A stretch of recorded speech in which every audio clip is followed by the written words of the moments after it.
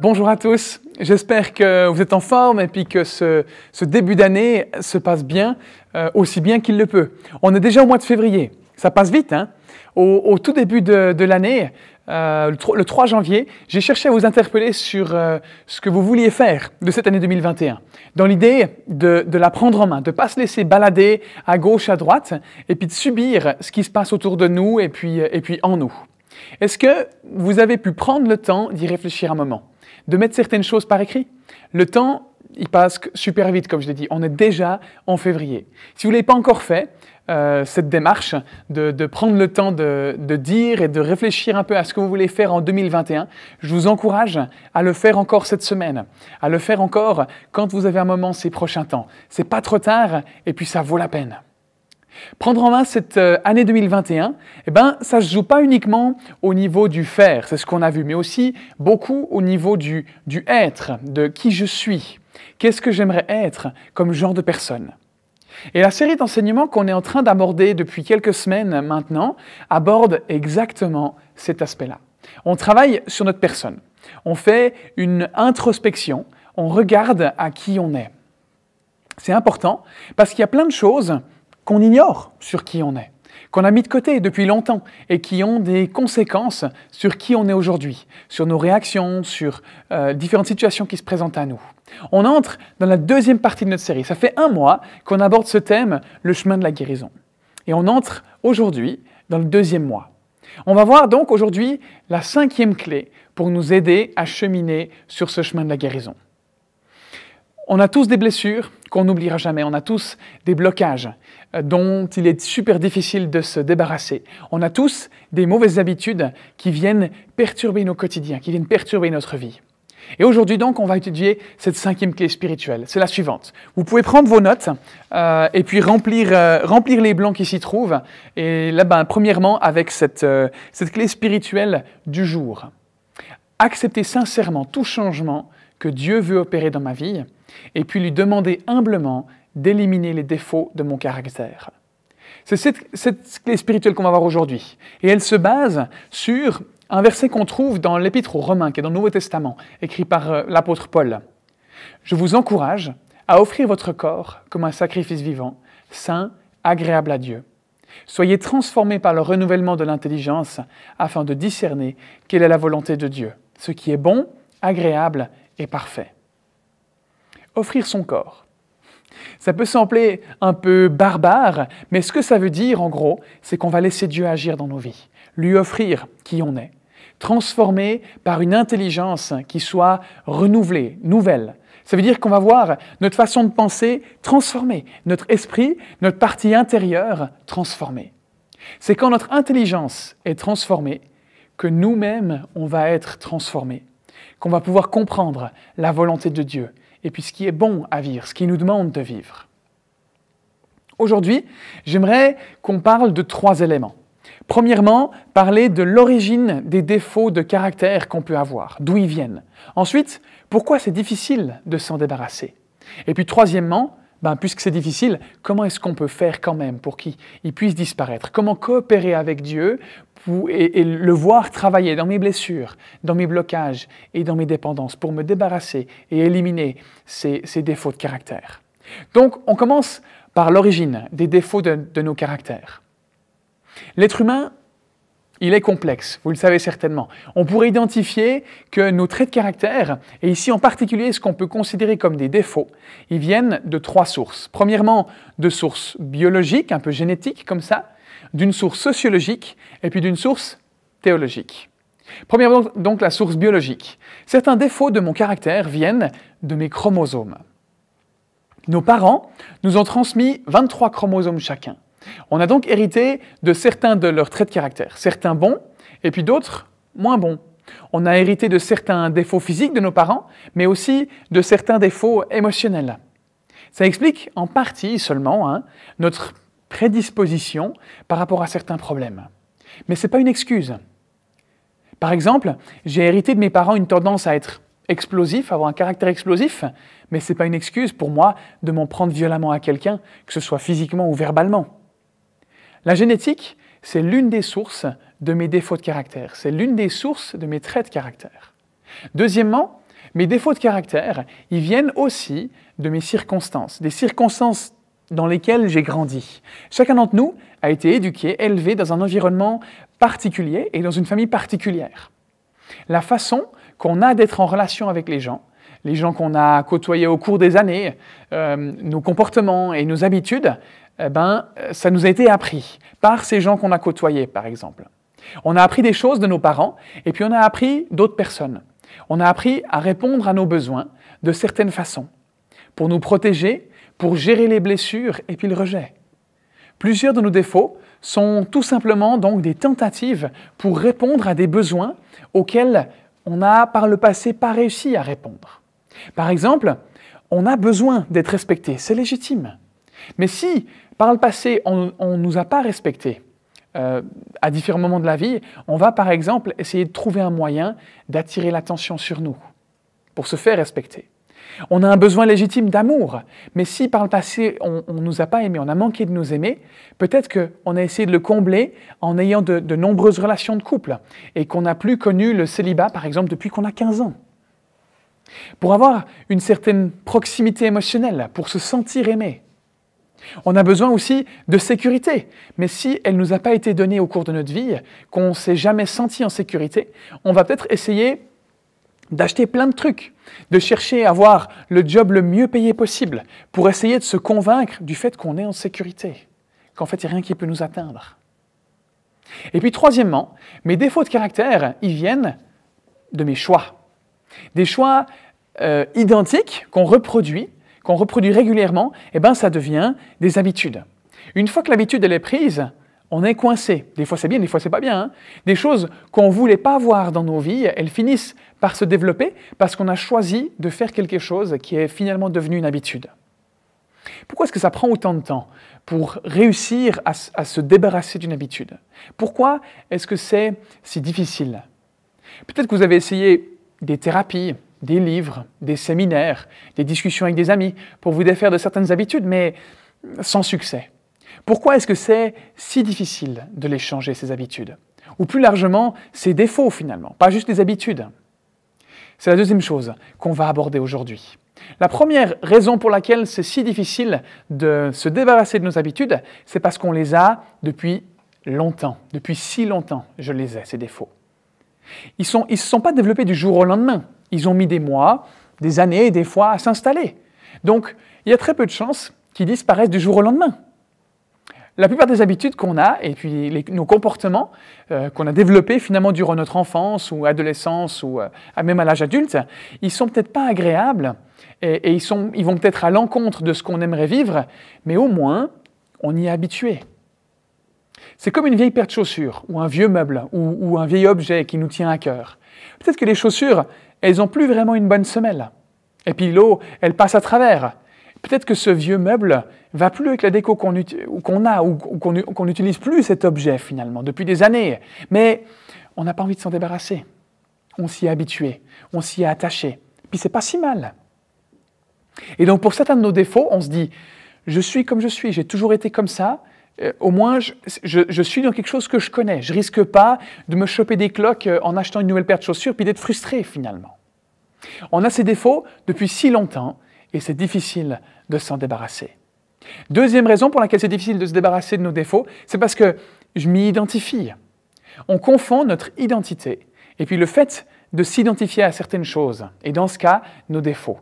On dit « je suis comme je suis accro au travail ». Je suis un peu en surpoids, je suis anxieux, passif, craintif, impatient, colérique. On fait de nos défauts notre identité. Ce qu'on fait, c'est qu'on se prédispose nous-mêmes à continuer à développer certains défauts. Et ça en devient une réalité. On prédit des choses négatives et défaitistes qui finissent par se réaliser parce qu'on s'en convainc. En termes chrétiens, on parle de prophétie, de prophétiser. On prophétise des choses négatives sur notre identité et ça en devient réalité. On dit « je suis toujours nerveux quand je prends l'avion ». Qu'est-ce qui risque de se passer la prochaine fois que je monte à bord d'un avion? C'est pas près d'arriver avec le Covid, mais on va de nouveau être nerveux. Inconsciemment, une des raisons pour lesquelles on ne change pas, c'est parce qu'on a peur. Ou mais si je me défais vraiment de ce défaut-là, est-ce que je serai encore moi-même après? Ça fait partie de moi depuis si longtemps. J'ai toujours été comme ça. Les autres me connaissent comme ça. Si je change, est-ce qu'ils vont me reconnaître? Troisièmement, la troisième raison qui fait que c'est difficile de se débarrasser de nos défauts, c'est parce que j'en tire un avantage. Chaque défaut a un avantage. Il masque un problème, une douleur, une peur, une insécurité. Il me donne une excuse pour échouer. Il me permet de compenser la culpabilité que je ressens ou encore d'attirer l'attention sur moi, comme on l'a évoqué avant. Un défaut, ça peut me permettre de contrôler des gens. À chaque fois qu'on répète un comportement vis-à-vis de notre propre personne, vis-à-vis de nos enfants, vis-à-vis de nos amis, vis-à-vis des gens qu'on croise, qu'on côtoie régulièrement ou qu'on croise dans la rue simplement, bien que ce soit autodestructeur, on en tire un avantage. Il y a toujours une intention, une motivation derrière une parole ou une action. Que l'intention soit bonne ou mauvaise. Peut-être que grâce à ce défaut, j'attire l'attention des autres. Peut-être que grâce à ce défaut, j'arrive à contrôler quelqu'un puis à être en paix, en sécurité avec ce que je ressens. Peut-être que vous dites en ce moment, mais quel monstre agirait comme ça, franchement? Chacun de nous, on est sujet à ça. Et comme je l'ai dit plusieurs fois ces dernières semaines, c'est inconscient, c'est pas volontaire. Je suis pas en train de nous jeter la pierre.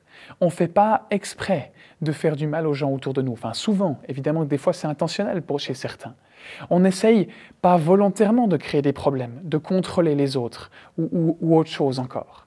Par exemple, un parent qui appelle ses enfants. « Les enfants, venez manger, il faut passer à table. » Puis les enfants, ils ne viennent pas. Mais quand le parent, il hausse le ton et dit « Les enfants, dépêchez-vous maintenant, on va manger. Si vous ne venez pas maintenant, il n'y a plus rien à manger, c'est tout. » Ils finissent par venir. Et le parent, il se dit « Ah tiens, quand je hausse le ton et que je menace, en fait, les enfants, ils réagissent. » C'est négatif, mais il y a un avantage. Et la probabilité de réutiliser cette méthode la fois d'après, elle augmente à chaque fois, jusqu'à devenir une habitude, jusqu'à devenir un défaut dont on n'arrive pas à se débarrasser. Et quatrièmement, parce que Satan me décourage. Satan, c'est celui qui veut nous empêcher de vivre avec Dieu, dans le bonheur et dans la paix. Il nous suggère en permanence des pensées négatives. Il est, d'après ce que la Bible dit, l'accusateur. Il nous met ces petites pensées dans la tête, du style « ça ne va jamais marcher, tu n'y arriveras pas, tu n'arriveras pas à changer ». Certains d'entre vous dites peut-être maintenant « j'aimerais vraiment me débarrasser de cette habitude, j'aimerais arrêter de haïr cette personne, j'aimerais arrêter de souffrir du passé, des années passées, j'aimerais vraiment changer, c'est ce que je désire au plus profond de moi ». Et puis il y a Satan qui commence à dire « mais tu crois que tu es qui? Tu crois que tu vas réussir à changer? Oublie ». D'autres personnes, elles arrivent à changer, mais pas toi. Toi, tu es coincé, c'est sans espoir. Avec tout ce que tu as vécu, tu n'as aucune chance. Tu es allé trop loin, tu ne peux plus guérir, oublie. Ou encore, si tu essayes de t'en débarrasser, tu vas devenir fou. Si tu essayes de t'en débarrasser, tu vas t'autodétruire, il va t'arriver quelque chose de mal. Tu as meilleur temps de rester dans ce truc qui est mauvais, mais que tu connais finalement. La Bible elle dit que Satan, c'est un menteur, que c'est le père du mensonge, celui qui l'a inventé en gros. La Bible nous dit que c'est la vérité qui nous libère, pas le mensonge. On parle de ces choses, aujourd'hui, je vous parle de ces choses parce que c'est des réalités. Il y a des situations, des pensées, des fonctionnements qui se passent dans notre vie quotidienne. Et pour aller de l'avant, pour se débarrasser et guérir de dépendance, de blocage, de blessures, on a besoin de reconnaître la réalité, d'accepter la vérité, d'y faire face. Donc comment on fait? Sachant cette réalité, connaissant nos défauts, comment est-ce qu'on fait pour les surmonter alors que c'est si difficile? On a besoin de l'aide de Dieu. On a besoin de le laisser faire son travail, de mettre en place en nous le changement, de procéder à des changements. On peut coopérer avec Dieu. C'est l'enjeu de notre vie spirituelle aujourd'hui. Dieu ne veut pas nous forcer. Si on n'a pas envie, il n'a pas besoin de le faire. On lit dans Romains 12:2, ce que j'ai lu avant, « Soyez transformés par le renouvellement de l'intelligence ». Transformés. Qu'est-ce qui est transformé? Ou par quoi est-ce qu'on est transformé? Par le renouvellement de l'intelligence. Nos pensées, elles représentent le pilote automatique de nos vies. Si on veut changer des choses dans nos vies, on doit changer notre façon de penser. Imaginez un avion, il a le pilotage automatique et il est réglé vers l'est. On peut le forcer à aller vers l'ouest, mais on va se fatiguer très vite. On va devoir maintenir le cap par la force, par nos efforts, puis on finira par lâcher. Parce que l'avion, il est programmé pour aller vers l'est. On peut lui faire changer de cap en le forçant. Et puis c'est pareil avec notre volonté. On se force à prendre une direction qui est opposée à notre façon de penser, à notre façon de vivre. Et très vite, on se fatigue et on lâche prise.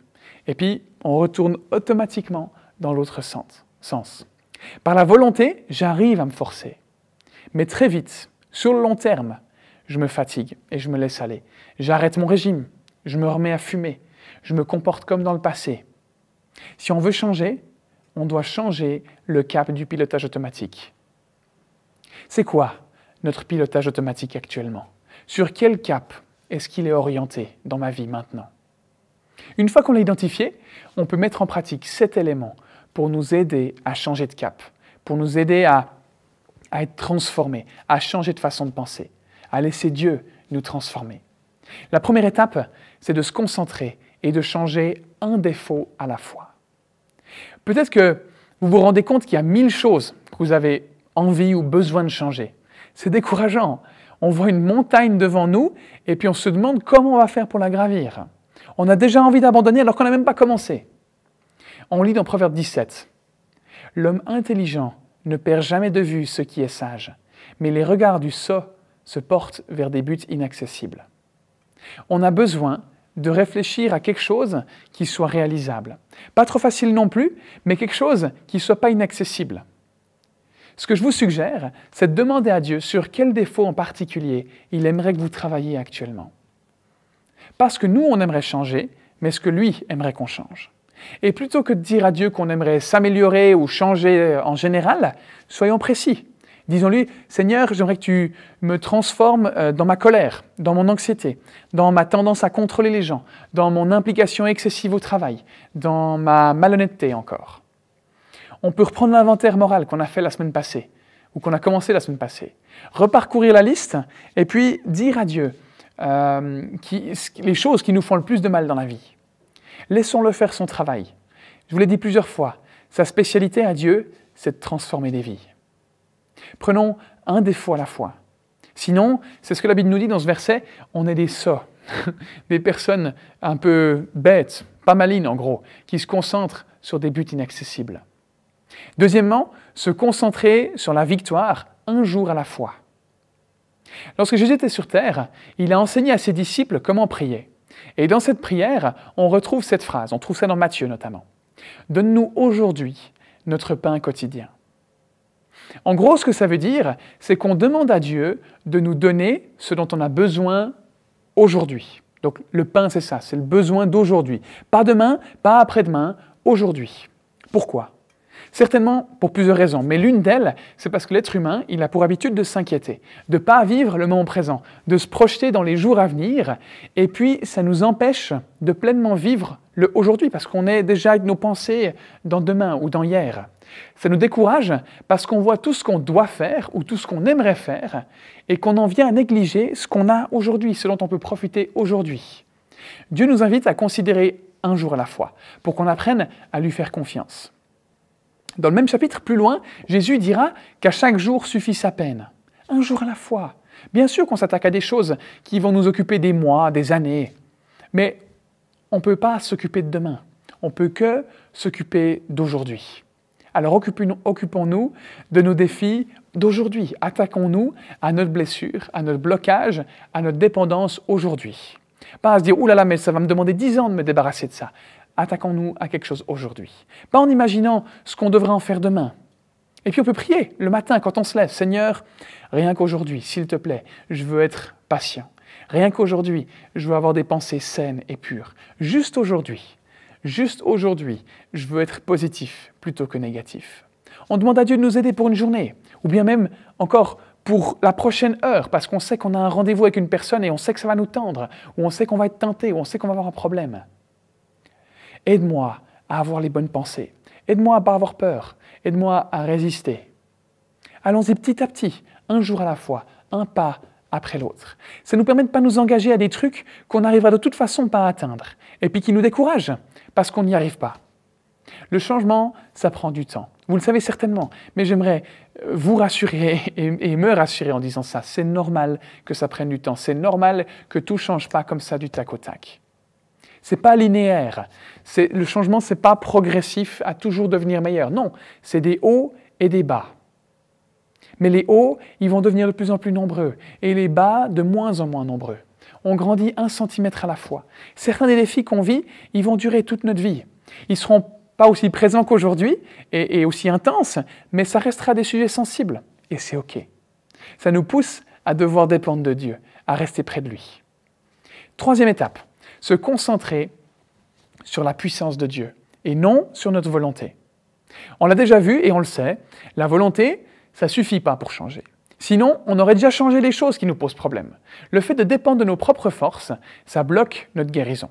On sait que les résolutions, ça a de la peine à fonctionner. Les résolutions qu'on prend, elles servent à forcer l'avion, à se diriger dans une certaine direction, alors que le pilotage automatique, il veut aller dans la direction opposée. On se fatigue, et puis on lâche, on abandonne, on s'épuise.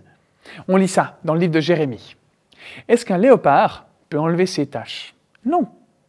Et vous qui avez l'habitude d'agir mal, vous ne pouvez pas agir bien. Ça veut dire quoi? Bizarre de parler de léopard avec des taches. Ce que ça veut dire, c'est qu'on n'est pas capable de changer quelque chose qui est ancré en nous, par nos propres forces. Mais il y a une bonne nouvelle. Par Dieu, on peut. On peut prier et dire, Seigneur, je sais que je ne peux pas changer par mes propres forces, mais je crois que toi, tu vas l'enlever, ce défaut. Mais il faut y croire. Se concentrer sur le fait que lui, il est puissant pour le faire. Mettre ce défaut à la poubelle et puis le jeter dans le conteneur. Le problème, c'est que les déchets, ils vont continuer à venir. Donc il faut un autre sac poubelle. Et encore une fois, le jeter dans le conteneur. Prions pas juste une seule fois pour un défaut, pour un problème. Prions à chaque fois qu'on y pense. Chaque fois qu'on sent qu'il y a un risque de faire ce qu'on ne veut pas. Seigneur, je suis impuissant à changer, mais toi, tu peux me débarrasser de ce défaut. La volonté, ça ne marche pas. Faisons confiance à Dieu et à sa puissance, pas à la nôtre. Quatrièmement, se concentrer sur ce que nous voulons et non sur ce que nous ne voulons pas. Se concentrer sur les bonnes choses et non sur les mauvaises. La chose sur laquelle on se concentre va diriger notre façon de vivre. Si on se concentre sur des mauvaises choses, eh bien, ça va continuer à dominer notre vie.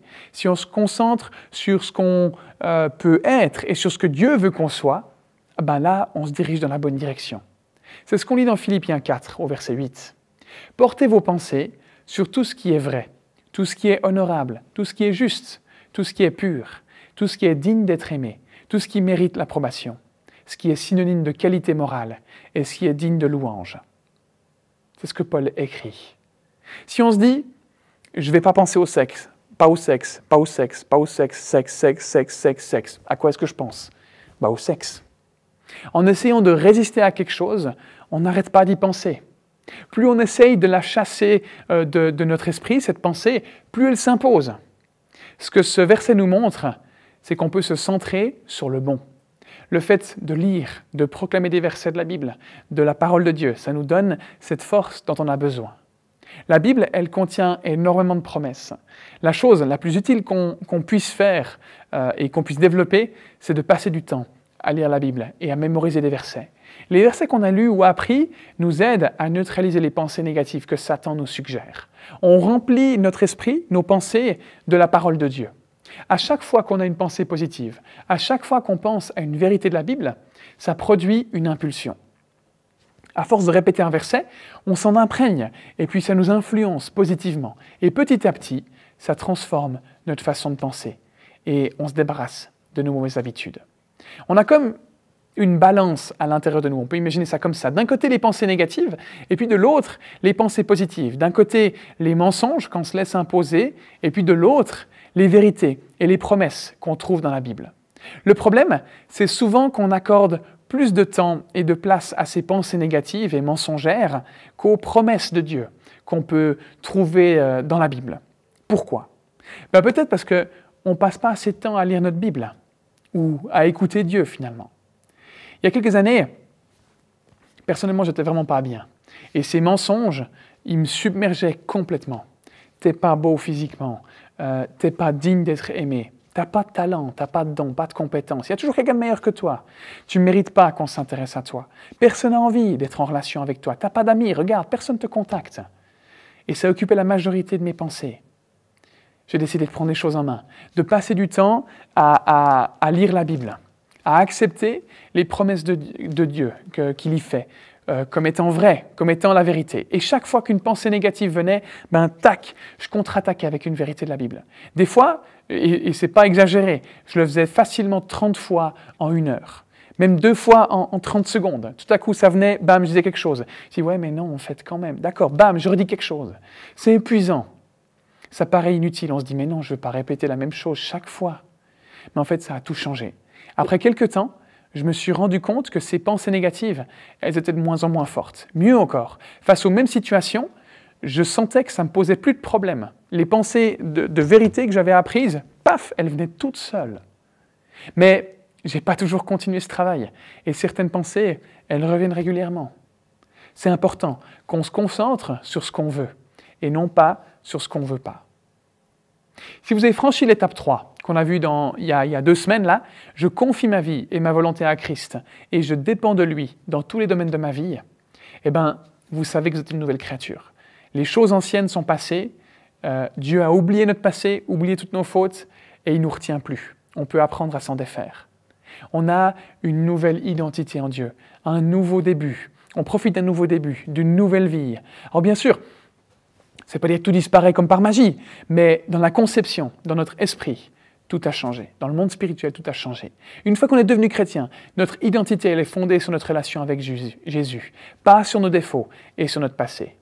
5e étape, s'appliquer à faire le bien et non à nous sentir bien. Si on fait le bien, la façon dont on se sent va s'y aligner. Si on attend d'avoir envie de changer, on ne changera pas. Satan y veillera à ce qu'on n'ait jamais envie de changer. C'est ce qu'on lit dans Galates 5,16. Marchez par l'esprit et vous n'accomplirez pas les désirs de votre nature propre. Les désirs de notre nature propre, c'est nos envies qui ne sont pas saines et pas justes. Si on ne ressent pas l'envie d'aimer notre voisin, d'aimer notre femme, notre mari, notre père, notre mère, nos enfants, nos frères et sœurs, commençons à nous comporter de manière aimante et puis les ressentis, l'envie viendra par la suite. Si on attend jusqu'à ce qu'on ait envie, ça peut durer longtemps. Faisons ce qui est bien, même si on n'en a pas envie, parce qu'on sait que c'est ce qui est bon de faire. Et nos sentiments, nos ressentis, ils vont finir par s'aligner. Il faut le voir comme dompter ses pensées, pousser nos pensées à fonctionner différemment.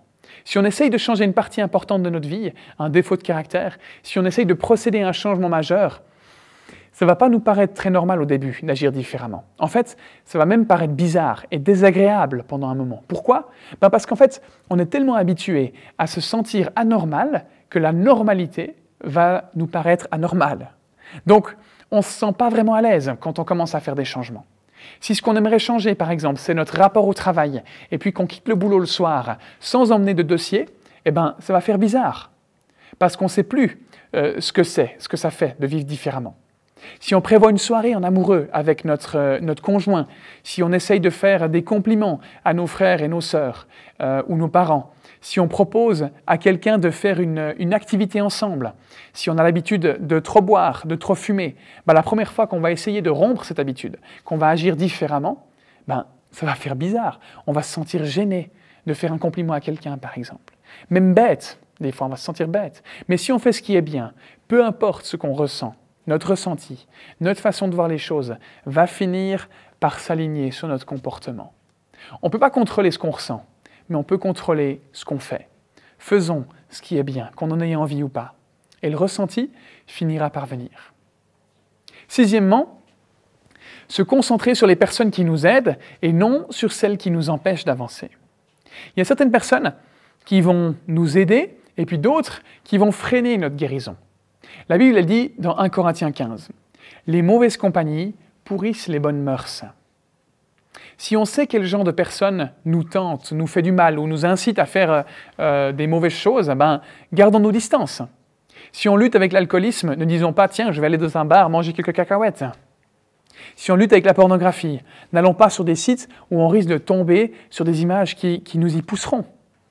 Mais d'un autre côté, la Bible, elle dit qu'on a besoin les uns des autres, que les autres nous aident à résister, à grandir, qui nous soutiennent, nous accompagnent, ils sont notre force les autres. Je l'ai déjà dit, mais je le répète, on ne peut pas guérir tout seul. On a besoin d'être dans un groupe, d'être entouré, d'être dans une relation. On ne va jamais guérir en faisant qu'écouter cette série d'enseignements. On a besoin de se retrouver avec d'autres personnes.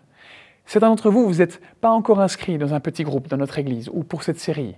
Soit parce que vous n'en avez pas envie, soit parce que vous n'en voyez pas le besoin, soit parce que vous vous êtes dit que vous le feriez plus tard. J'aimerais vous encourager, encore une fois, à prendre ça en main, à faire la démarche. C'est primordial de pouvoir compter sur d'autres personnes pour s'encourager à avancer, pour faire face à nos difficultés. On n'est pas fait pour y arriver tout seul. On lit dans Proverbe 27 ce verset. Le faire aiguise le fer. Le contact avec autrui, avec les autres, affine l'esprit de l'homme. On a besoin de quelqu'un, de plusieurs personnes qui puissent nous aider. La semaine dernière, j'ai parlé de faire un inventaire moral de toutes les choses importantes qu'on a vécues, bonnes ou mauvaises, de faire une liste et puis de pouvoir en parler à quelqu'un. Pour que cette personne elle puisse nous aider à nous débarrasser de ces mauvaises choses et nous accompagner finalement dans la démarche. Si on veut voir du changement, si on veut vraiment guérir de certaines choses, se débarrasser de mauvaises habitudes, on a besoin d'être entouré par les autres, on a besoin des autres. Et puis septièmement, la dernière étape, c'est se concentrer sur le progrès et non sur la perfection. Si vous avez suivi cette série depuis le début et puis que vous avez cherché à mettre en pratique ce qui vous a été partagé, peut-être que vous êtes en train de vous dire que vous ne voyez pas encore beaucoup de changements et c'est décourageant. Vous avez l'impression d'être disponible, de faire des efforts, de vous laisser conduire par Dieu, mais les changements, ils ont l'air invisibles, il n'y a rien qui a l'air de bouger. Moi, c'est des pensées qui me viennent parfois. C'est pas possible, j'ai l'impression de faire ce qu'il faut faire, de venir vers Dieu, d'être sincère, et pourtant, ça ne change pas. Ne nous en soucions pas, c'est un processus. Il s'agit d'une décision qu'on prend, de s'engager, et puis ensuite, il y a un processus qui se met en route. Philippiens 1,6. « Je suis persuadé que celui qui a commencé en vous cette œuvre bonne, cette bonne œuvre, la poursuivra jusqu'à son terme, jusqu'au jour de Jésus-Christ. » Souvenons-nous que notre vie est un énorme chantier, un gros bâtiment en construction. Les fondations ont été posées et puis Dieu construit. Si vous êtes déjà arrivé de passer à côté d'un chantier puis de vous dire « Tiens, on ne dirait pas qu'ils ont beaucoup avancé, là ça fait une semaine, ça n'a pas bougé. » Pourtant, les ouvriers travaillent, pourtant Dieu travaille. Il mène le combat, il construit petit à petit. Dieu nous aime, là, maintenant, peu importe où on en est et les décisions qu'on a prises. Dieu ne nous aimera jamais plus qu'il ne nous aime déjà maintenant. Et Dieu ne nous aimera jamais moins qu'il ne nous aime déjà maintenant. Dieu, il est heureux de notre croissance. C'est la direction de notre cœur, c'est nos intentions qui disent « Dieu, je veux me soumettre de tout cœur à tous les changements que tu veux effectuer dans ma vie. Je te demande humblement d'éliminer ces défauts de caractère qui sont les miens. » Ce qui compte, c'est l'état d'esprit. Si notre état d'esprit est bon, le reste va suivre. Ne regardons pas au résultat, regardons à notre état d'esprit. Et ayons confiance, il a commencé en nous son travail, comme le dit ce verset, et il va le mener jusqu'au terme. Peut-être que ce que je vous ai partagé vous a fait prendre conscience que vous aviez certains défauts et puis que vous voulez vous en débarrasser, mais que vous n'avez jamais pensé que Dieu pouvait le faire. Vous êtes tourné vers d'autres choses, mais vous n'avez jamais essayé de ce moyen-là, de vous confier en Dieu. Dieu, il peut le faire. Il veut le faire. Et je vous invite à parler à Dieu avec moi et lui demander d'agir dans une minute, si c'est ce que vous voulez. Peut-être aussi que vous vous êtes rendu compte de certains défauts, de certaines mauvaises habitudes, et que vous avez qu'alors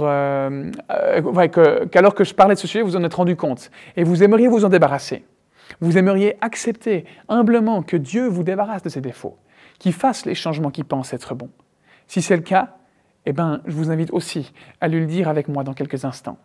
Et peut-être que vous vous dites que vous savez bien que vous avez des défauts, mais que c'est difficile à changer, puis que c'est déprimant et que c'est décourageant parce que vous voyez la montagne devant vous et que vous n'en avez pas la force.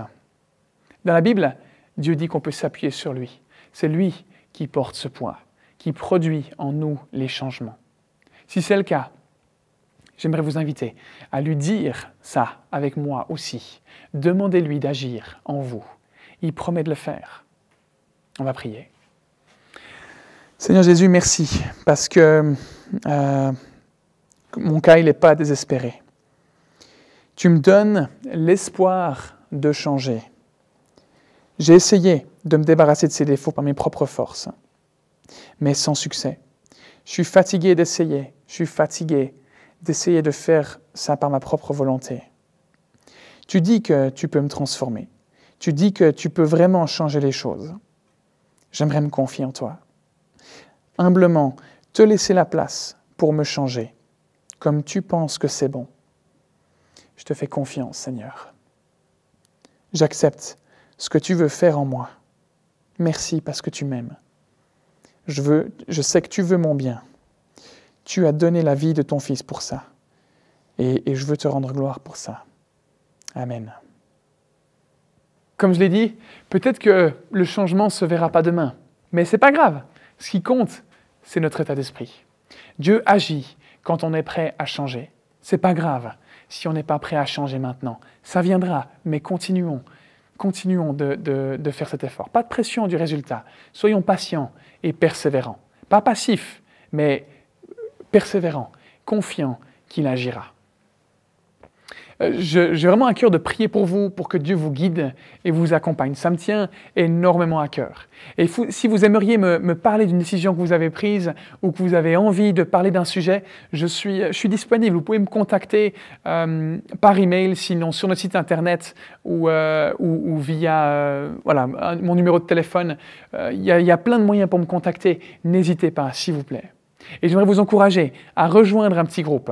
C'est jamais trop tard. On a besoin des autres pour avancer, pour grandir. Manquez pas ça. Vous pouvez me contacter et puis ou vous inscrire, me contacter par mail ou vous inscrire dans le formulaire sous la vidéo. Et puis c'est avec plaisir qu'on vous trouvera un petit groupe pour cheminer avec d'autres.